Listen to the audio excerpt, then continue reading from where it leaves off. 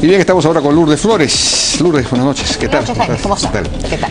Bueno, ¿cuál es su apreciación, su opinión acerca del interés del gobierno en reestatizar en buena cuenta la Pampilla, los Grifos, Repsol, es decir, Solgas, perdón, toda la empresa Repsol?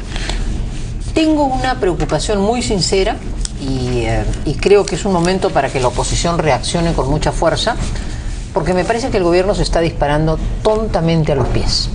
Ahora, si ese fuera el disparo solo para el gobernante o para quienes están a su lado en buena hora, pero lamentablemente esto le va a hacer un enorme daño al Perú.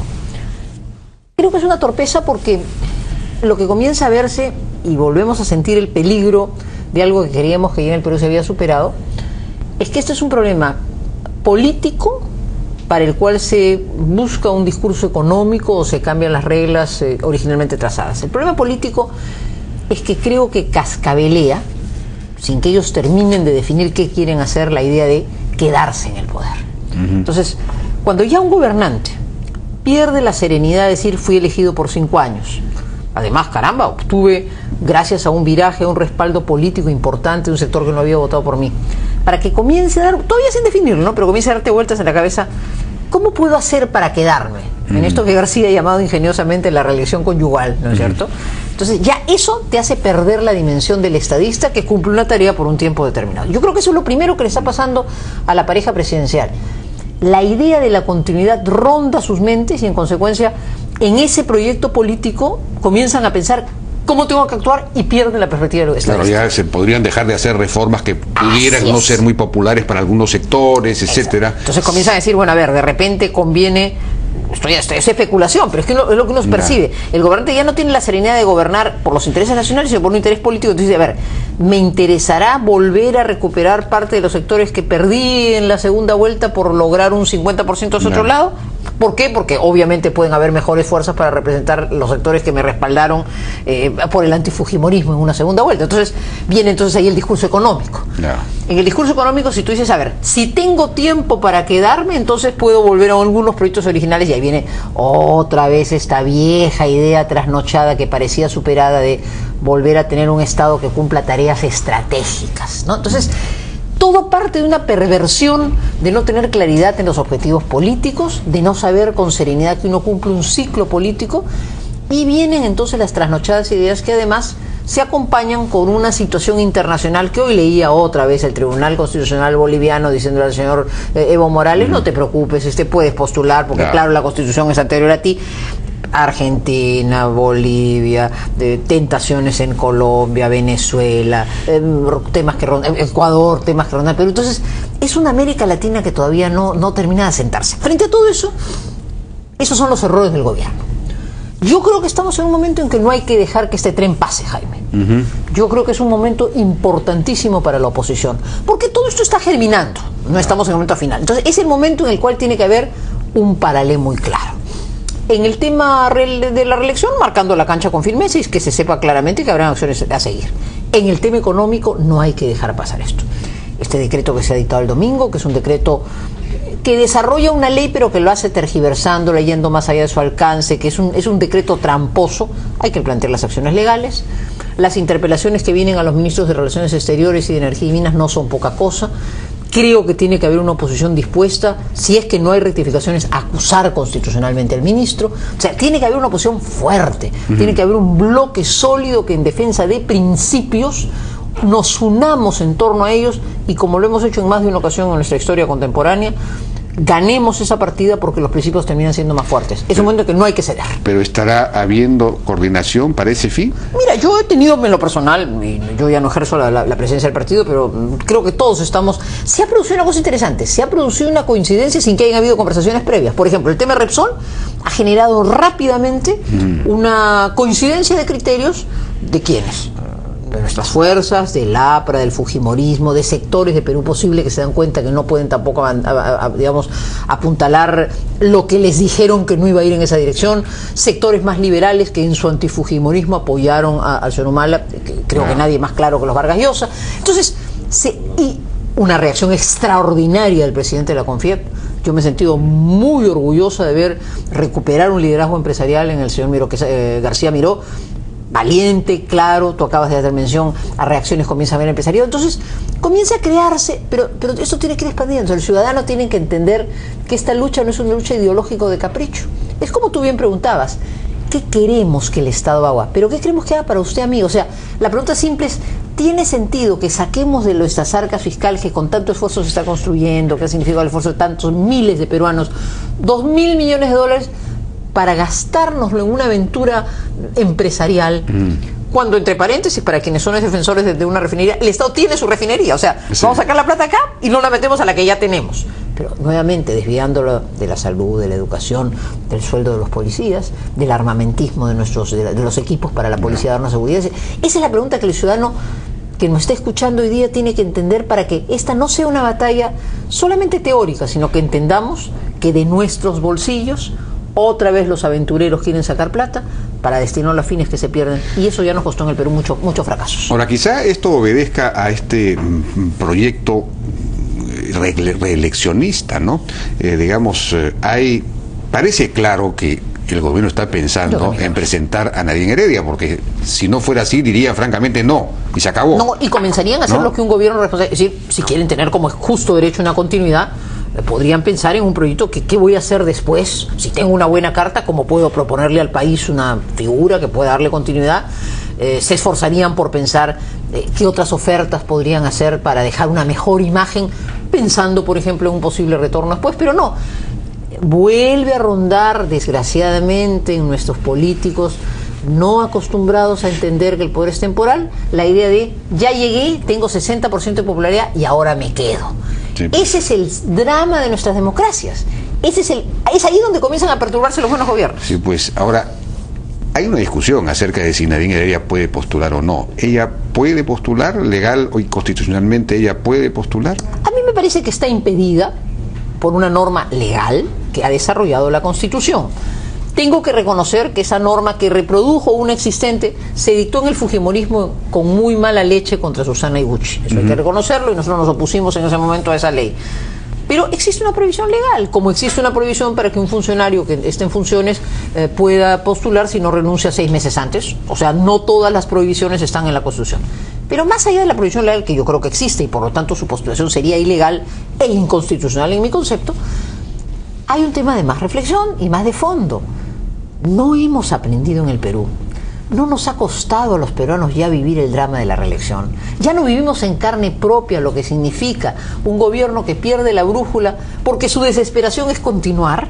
Ya lo vivimos. Si en el Perú no hubiéramos vivido las experiencias que vivimos en los 90, en sus aspectos positivos y en sus aspectos negativos, yo digo, bueno, aprendamos otra vez. Pero como lo acabamos de vivir, creo que nos toca a quienes enfrentamos esos hechos con toda claridad en esta hora, en beneficio de los jóvenes que no han vivido ese tiempo, advertir que ese riesgo de quedar en el poder solo trae males. Ya no se hacen reformas, busco gastar la plata como puedo, nuevas aventuras, ¿por qué quiero ser dueño de los grifos? Porque con los grifos yo manejo el precio de la gasolina, porque con los grifos mañana yo creo un subsidio, porque con el grifo yo te doy gasolina para acá o pongo para allá, o sea, comienzo a manejar recursos públicos, comienzo a manejar un factor como es la energía, populistamente. Eso es muy negativo a un Estado y a un país que comienza a mirar la luz después de tantos años con ilusión, ¿no? Claro, pero el tema digamos, hay que precisar bien si es que efectivamente es inconstitucional o no la candidatura de Nadine Heredia, porque hay quienes dicen no, en realidad la Constitución no prohíbe a ningún familiar, no hay ninguna prohibición constitucional, esa ley más bien sería inconstitucional. Hay otros que dicen, bueno, no, pero en realidad la Constitución está prohibiendo la reelección inmediata, y esta sería una suerte de reelección encubierta. ¿Cómo definir ese tema? Mire, creo que la mejor evidencia es lo que estamos viendo. Yo he querido siempre poner este tema en su lugar porque me parecía que hay temas mucho más urgentes, pero no puedo negar, analizando la coyuntura, que si no enfrentamos el problema político, no vamos a enfrentar el problema económico. O sea, lo que acá está de por medio es que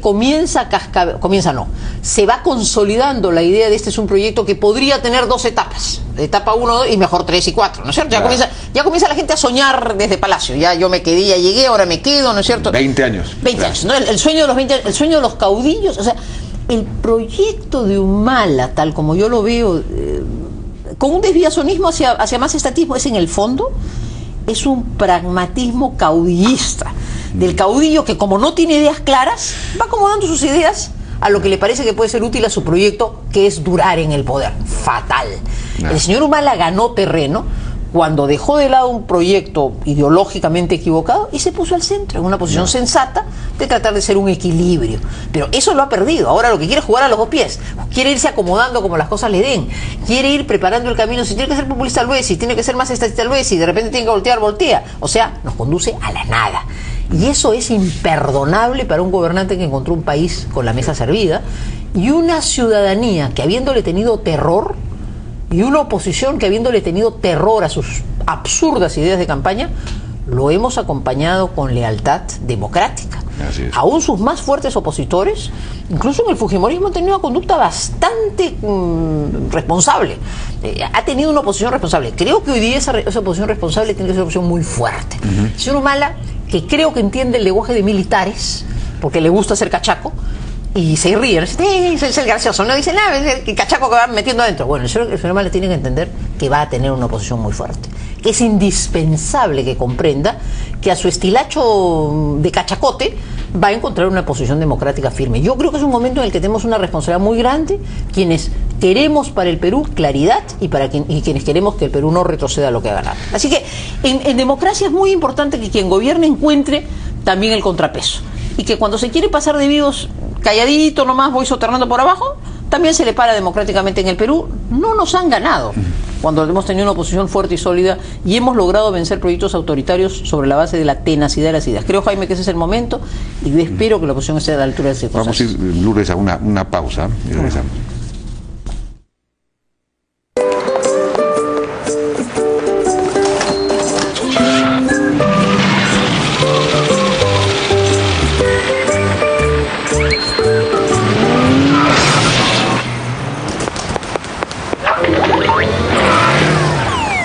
Tu carro vale mucho.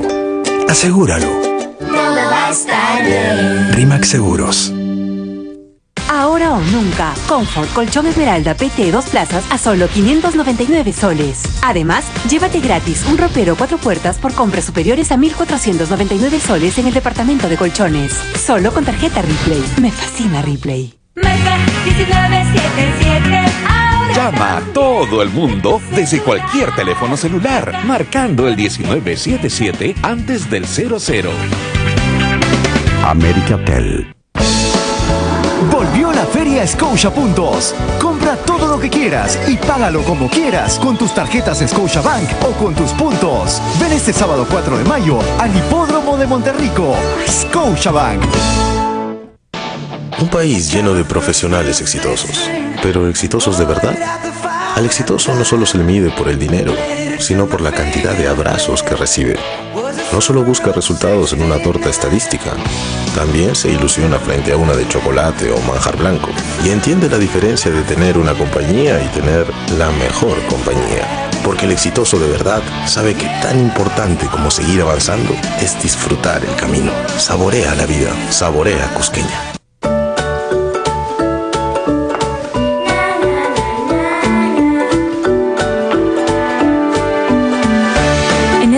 Dale a mamá el lugar que merece en tu corazón. Feliz día, mamá. Entra al Facebook de Ripley y ríndele un homenaje a mamá. Me fascina Ripley.